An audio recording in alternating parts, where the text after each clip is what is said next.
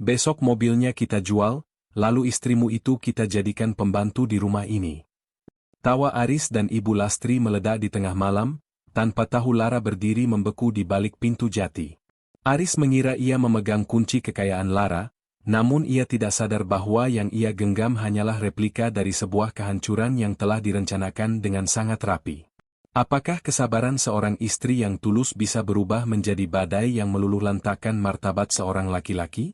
Di bawah terik matahari Palangkaraya, sebuah skenario pembalasan yang paling dingin dan kontroversial siap meledak, membuktikan bahwa air yang tenang menyimpan arus yang mematikan. Inilah kisah tentang pengkhianatan yang dibalas dengan keadilan mutlak, di mana sang korban justru menjadi satu-satunya sutradara atas kehancuran para parasit di rumahnya sendiri. Malam di kawasan Bukit Hindu, Palangkaraya, terasa sangat mencekam. Udara lembab khas Kalimantan seolah menekan atap rumah megah bergaya kolonial modern milik Larasati. Di dalam rumah yang seharusnya menjadi tempat paling aman, aroma pengkhianatan justru tercium lebih menyengat daripada bau tanah basah setelah hujan badai. Larasati, wanita yang selama ini dikenal sebagai sosok istri yang lembut dan penurut, berdiri mematung di balik pintu jati besar yang memisahkan koridor kamar dengan ruang keluarga. Napasnya tertahan, jantungnya berdegup kencang hingga terasa sakit di dada, saat telinganya menangkap gelak tawa yang meledak dari ruang tengah. Di sana, Aris, laki-laki yang 3 tahun lalu datang padanya dengan wajah memelas saat bisnis distribusi ayahnya hancur, sedang duduk dengan pongah. Aris tampak begitu santai menenggak kopi buatan Lara seolah cairan hitam itu adalah anggur kemenangan yang paling manis. Di sampingnya, Ibu Lastri, sang ibu mertua, dan Dina, adik iparnya, duduk mengelilingi meja jati dengan binar mata yang penuh dengan keserakahan yang tak tertutup lagi. Lara meremas ujung daster merah marun berbahan sutranya hingga buku-buku jarinya memutih. Setiap kata yang keluar dari mulut mereka adalah belati yang perlahan menguliti rasa cintanya yang tersisa. Besok adalah hari terakhir dia berlagak sebagai nyonya di sini. Suara Ibu Lastri terdengar begitu parau, penuh dengan racun kebencian yang selama ini ia simpan di balik senyum palsunya. Ibu sudah muak melihat wajahnya yang merasa paling berkuasa hanya karena rumah ini atas namanya. Besok, saat Aris berhasil menjual mobil mewahnya ke Jalan Cilikriwut, posisi akan segera bertukar. Dia akan tahu bagaimana rasanya menjadi pelayan di bawah telapak kaki kita. Aris tertawa renyah, sebuah tawa yang belum pernah Lara dengar selama 3 tahun pernikahan mereka. Ia dengan santai menepuk tas kerjanya yang diletakkan di atas meja, di mana tersimpan dokumen-dokumen penting yang ia curi dari laci pribadi Lara sore tadi. Aris merasa sangat cerdas, merasa telah berhasil menjerat merpati dalam sangkar emas yang ia bangun dari kebohongan. Ia merencanakan untuk menjual mobil mewah Lara kepada seorang makelar bernama Pak Broto dengan harga 1 miliar rupiah tunai. Uang itu rencananya akan digunakan untuk melunasi hutang judi bola Aris yang menumpuk di luar pengetahuan Lara, dan sisanya akan diberikan kepada Dina untuk membiayai gaya hidupnya yang glamor namun malas. Bagi mereka, Lara hanyalah sebuah mesin uang yang kini sudah habis masa pakainya. Mereka menganggap kelembutan Lara sebagai kebodohan, dan diamnya Lara sebagai tanda ketidakberdayaan. Namun, mereka lupa satu hal yang sangat mendasar. Lara adalah putri tunggal dari almarhum Bapak Surya, pengusaha kayu legendaris yang menguasai jalur distribusi Sungai Kahayan hingga pelosok pedalaman. Lara tidak hanya dibesarkan dengan kemewahan, tetapi juga dengan kecerdasan bisnis yang tajam dan ketahanan mental yang ditempa oleh kerasnya persaingan di tanah Borneo. Lara perlahan menarik diri dari balik pintu. Ia berjalan berjinjit, sangat halus, menuju ruang kerja rahasianya yang tersembunyi di balik lemari pakaian besar di kamar utama. Di sana, di bawah remang lampu meja, ia menyalakan komputer jinjingnya yang terlindungi enkripsi tingkat tinggi. Rahasia terbesar Lara bukanlah sekadar kekayaan yang terlihat, melainkan fakta bahwa ia telah lama mengetahui perselingkuhan finansial Aris dan rencana-rencana busuk mertuanya. Ia memilih diam selama berbulan-bulan hanya untuk mengamati seberapa jauh kerakusan manusia bisa berjalan sebelum akhirnya mencapai batas yang mematikan. Dengan jemari yang kini stabil namun dingin, Lara melakukan satu panggilan telepon terenkripsi kepada asisten pribadinya yang berada di Banjarmasin. "Andra, aktifkan protokol pembekuan aset gabungan sekarang juga," bisik Lara. Suaranya tidak lagi menunjukkan getaran seorang istri yang terluka, melainkan otoritas seorang ratu yang baru saja mendeklarasikan perang terbuka. Pastikan semua kartu kredit atas nama Aris dan rekening operasional yang ia pegang mati total sebelum matahari terbit. Dan satu lagi, hubungi Pak Broto di Jalan Cilik Riwut. Katakan padanya, sutradara asli sudah mengambil alih panggung.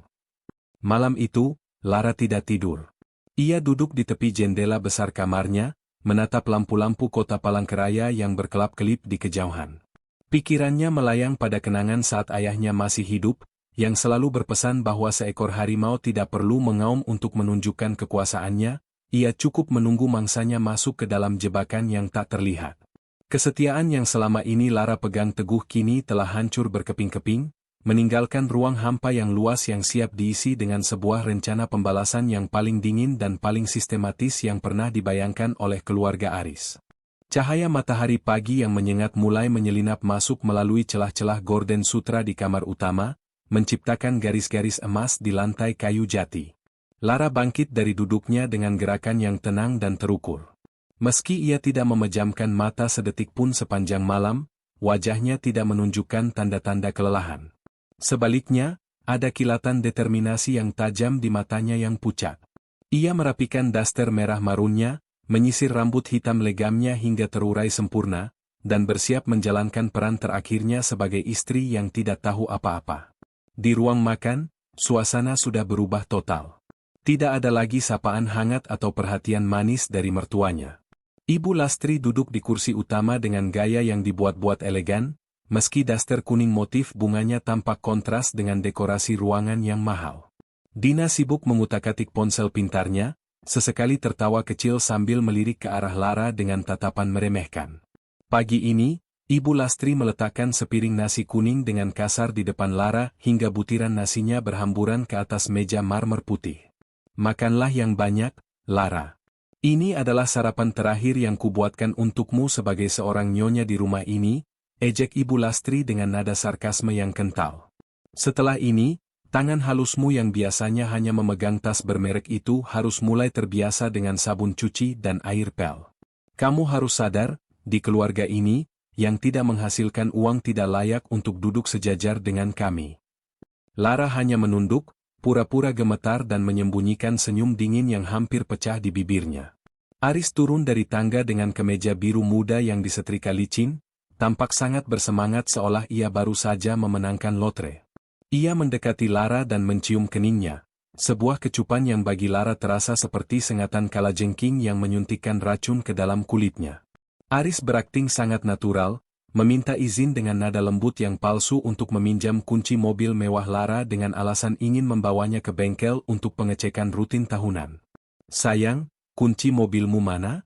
Aku ingin membawanya sebentar agar besok bisa kita pakai jalan-jalan dengan nyaman, kata Aris dengan mata yang tidak berani menatap langsung ke mata Lara. Lara meraih tasnya dan memberikan sebuah kunci cadangan yang tampilannya sangat identik.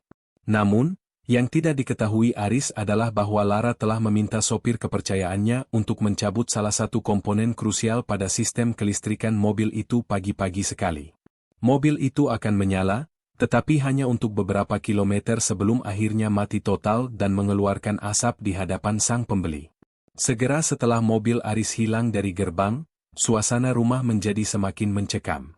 Dina mendorong bahu Lara dengan ujung jarinya yang berkuku merah menyala. Ayo, tunggu apa lagi? Jangan cuma duduk seperti patung. Ambil ember dan kain pel di belakang. Rumah ini sudah mulai kusam karena kamu malas bekerja, teriak adik iparnya itu. Lara berdiri perlahan, mengikuti perintah itu tanpa membantah. Ia mulai berlutut di atas marmer dingin di ruang tamu, menggosok lantai dengan gerakan memutar yang sangat teliti. Di tengah keheningan yang menyiksa itu, hanya suara gesekan kain pel dan perintah-perintah ketus dari Ibu Lastri yang terdengar. Ibu mertuanya itu kini duduk di sofa sambil mengangkat kaki, meminta Lara untuk memijat betisnya yang pegal. Lara berlutut di bawah kaki wanita yang telah menghina keluarganya itu, merendahkan dirinya sedalam mungkin. Setiap detik ia berlutut, ia merasakan api dendam yang semakin membara, namun ia mengelolanya dengan ketenangan seorang ahli strategi. Ia tahu, dalam hitungan jam, posisi ini akan berbalik dengan guncangan yang akan menghancurkan seluruh fondasi hidup keluarga parasit ini. Waktu merangkak lambat hingga menunjukkan pukul 11:15 siang itu. Matahari Palangkaraya sedang berada di puncaknya, membakar aspal dan menguapkan sisa-sisa embun pagi. Di dalam rumah yang sejuk karena pendingin udara, ketegangan justru memuncak saat sebuah panggilan telepon masuk ke ponsel Dina.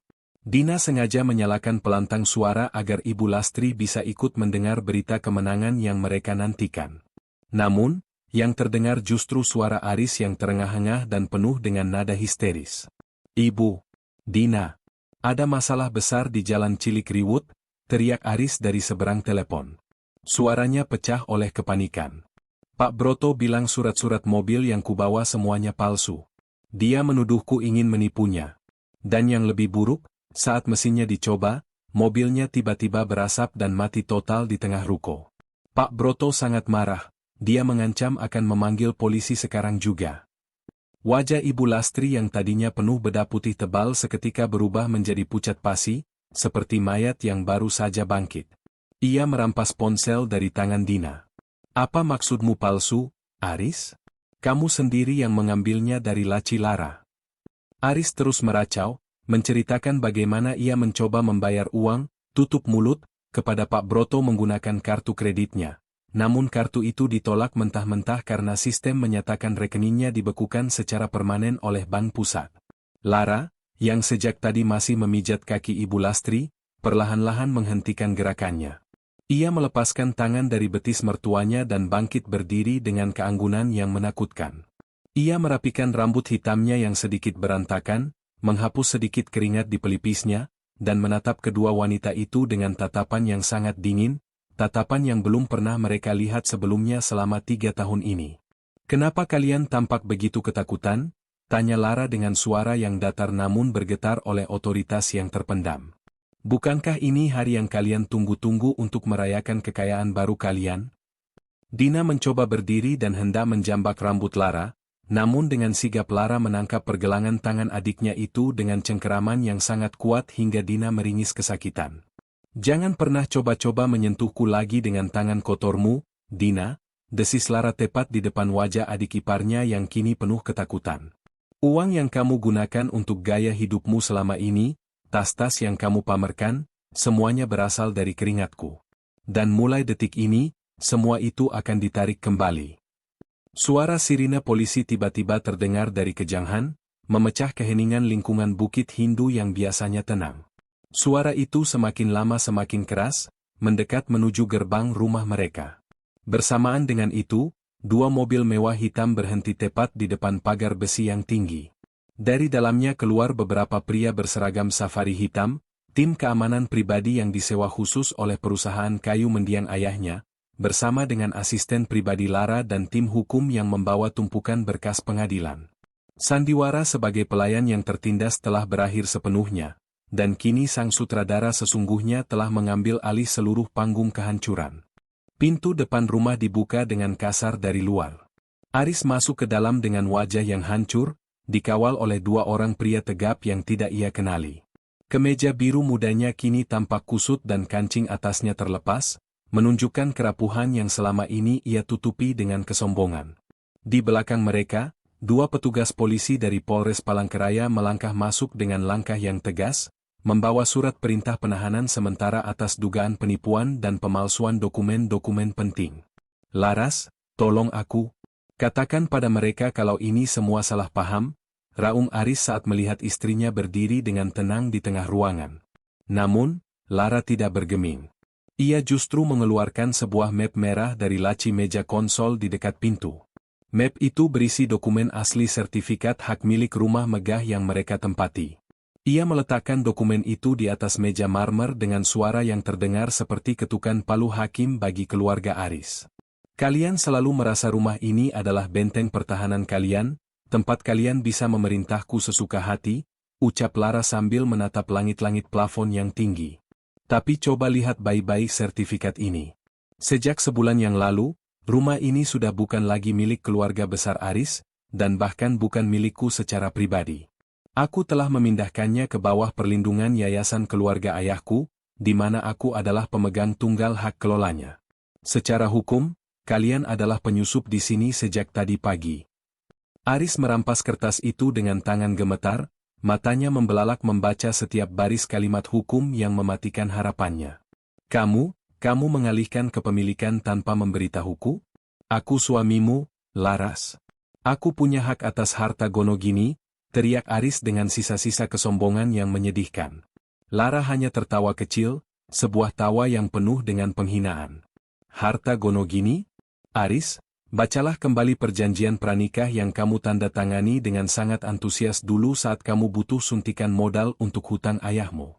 Di sana tertulis jelas, hartaku adalah hartaku, dan hutangmu adalah hutangmu. Lara kemudian memberi isyarat kepada asistennya untuk menunjukkan rekaman video dari tablet digital. Di layar tersebut, terlihat jelas rekaman kamera tersembunyi semalam, di mana Aris, Ibu Lastri, dan Dina tertawa sambil merencanakan penjualan mobil dan rencana menjadikan Lara sebagai pembantu. Bukti ini sudah cukup untuk menghancurkan martabat mereka di hadapan polisi dan tim hukum.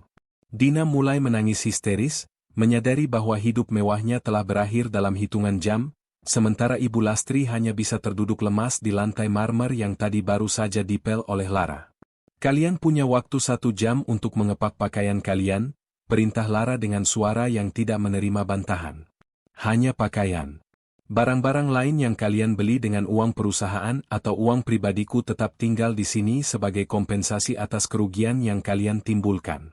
Jika dalam 1 jam kalian belum keluar dari gerbang ini, tim keamananku akan menyeret kalian keluar ke jalan raya di hadapan seluruh tetangga. Satu persatu, martabat mereka dikuliti, meninggalkan mereka telanjang dalam kemiskinan dan rasa malu di tengah terik matahari Borneo yang tak kenal ampun. 1 jam yang diberikan Lara terasa seperti waktu eksekusi yang paling lambat sekaligus paling menyiksa bagi keluarga parasit tersebut. Suasana rumah yang tadinya mewah dan tenang kini dipenuhi oleh suara gaduh koper-koper plastik yang ditarik dengan kasar dan isak tangis Dina yang tak henti-hentinya meratapi nasib. Ibu Lastri mencoba membawa beberapa perhiasan emas yang ia klaim sebagai miliknya, namun tim keamanan Lara dengan sigap menyita barang-barang tersebut karena tercatat dibeli menggunakan rekening operasional perusahaan kayu Lara. Setelah pintu jati besar itu tertutup rapat di belakang mereka, rumah megah tersebut mendadak menjadi sangat sunyi. Sebuah kesunyian yang mewah dan melegakan bagi Larasati. Ia berjalan perlahan menuju ruang tengah, duduk di sofa yang sebelumnya diduduki Ibu Lastri dengan angkuh. Ia meraih cangkir teh talas yang masih hangat dan menyesapnya perlahan, merasakan aroma tanah dan hutan Kalimantan yang menenangkan jiwanya. Di atas meja, dokumen gugatan cerai sudah disiapkan oleh tim hukumnya, menunggu goresan pena emas peninggalan ayahnya. Dengan tangan yang mantap dan tanpa sedikit pun keraguan, Lara membubuhkan tanda tangannya di atas berkas tersebut. Tinta hitam yang mengalir di atas kertas itu seolah-olah memutuskan rantai tak kasat mata yang selama 3 tahun ini mengikat pergelangan kakinya. Andra, panggil Lara kepada asisten pribadinya yang masih berjaga di ruangan itu. Besok, panggil tim pembersihan profesional. Saya ingin semua perabotan yang pernah mereka sentuh dibuang atau disumbangkan. Saya ingin rumah ini benar-benar bersih dari jejak pengkhianatan mereka. Di luar rumah, di bawah terik matahari yang menyengat, Aris dibawa masuk ke dalam mobil polisi, sementara Ibu Lastri dan Dina berdiri di pinggir jalan raya dengan koper-koper mereka yang isinya berhamburan. Mereka tidak lagi memiliki mobil mewah untuk dinaiki, tidak ada lagi pengawal yang membukakan pintu. Yang ada hanyalah tatapan sinis dari para tetangga yang mulai keluar rumah karena keributan tersebut. Lara berdiri di balkon lantai 2, menyaksikan mereka dari kejauhan. Tak ada rasa benci yang meluap, tak ada pula rasa iba yang tersisa. Hanya ada perasaan kosong yang menyegarkan, seperti hutan yang baru saja dibersihkan oleh api agar tunas-tunas baru bisa tumbuh. Malam kembali turun menyelimuti bumi Tambun Bungai. Cahaya lampu jembatan Kahayan mulai menyala indah, memantul di permukaan sungai yang gelap namun mengalir deras. Lara menutup gorden kamarnya, mematikan lampu, dan untuk pertama kalinya dalam waktu yang sangat lama, ia tertidur dengan sangat lelap. Ia tidak lagi perlu waspada terhadap suara tawa di balik pintu, karena kini ia adalah satu-satunya pemilik takdirnya sendiri. Esok pagi, ia akan bangun bukan sebagai korban pengkhianatan, melainkan sebagai seorang wanita yang telah berhasil merebut kembali mahligainya yang sempat retak, dan membangunnya kembali menjadi jauh lebih kokoh dari sebelumnya. Di penghujung narasi ini, kita melihat Larasati berdiri tegak di balkon rumahnya yang kini telah murni dari jejak-jejak pengkhianatan, sementara Aris harus mendekam di balik jeruji besi dan keluarganya terusir dalam kehampaan. Lara telah berhasil merebut kembali takdirnya, membuktikan bahwa Mahligai yang retak bisa ia bangun kembali menjadi benteng yang lebih kokoh bagi martabat dirinya sebagai seorang wanita. Hikmah utama yang dapat kita petik adalah bahwa kebaikan jangan pernah dianggap sebagai kelemahan, dan pengkhianatan dalam sebuah pernikahan adalah jalan pintas menuju kehancuran harga diri. Cerita ini hanyalah sebuah karya fiksi yang kami rancang serealistis mungkin agar kita semua dapat mengambil pelajaran tentang pentingnya menjaga amanah dan menghargai pasangan.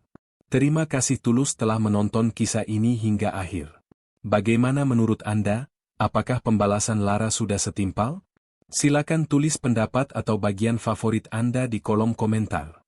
Jangan lupa untuk like, share, dan subscribe jika Anda menyukai konten seperti ini agar kami terus bersemangat menyajikan narasi berkualitas lainnya.